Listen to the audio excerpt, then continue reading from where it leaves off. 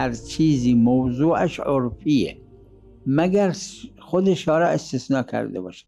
اگه شارع مقدس همجور که امام حسن و امام حسین علیه السلام استثناء کرده بود همه اولاد دختر رو استثناء میکرد قبول بود، بله، اما نکرده هم چیزی.